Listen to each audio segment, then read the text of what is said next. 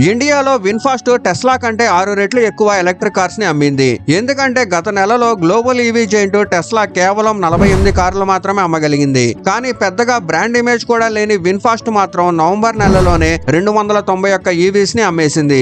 ఈ నంబర్ చూసేసరికి ఇంకా తక్కువగానే అనిపించొచ్చు. కానీ ఈ రెండు కారు బ్రాండ్స్ ఇండియాలో ఉన్న ప్రెజెన్స్ ను పోల్చి చూస్తే తేడా చాలా పెద్దగా కనిపిస్తుంది. ఒకవైపు విన్ఫాస్ట్ సెప్టెంబర్ లో ఇండియాలో సేల్స్ ప్రారంభించి వెంటనే ప్రొడక్షన్ ను లోకలైజ్ చేయడం మొదలుపెట్టింది. దాని వల్లే తమ VF6 కార్ ని సుమారు 16 లక్షలకు, అలాగే VF7 కార్ ని సుమారు 21 లక్షల ఎక్స్ షోరూమ్ ప్రైస్ లో అమ్మగలుగుతుంది. అదే టైంలో టెస్లా ఇండియాలో పూర్తిగా ఆపోజిట్ మార్గాన్ని ఎంచుకుంది. టెస్లా దగ్గర ప్రస్తుతం ఇండియాలో ఒకే ఒక కారు మోడల్ Y మాత్రమే ఉంది.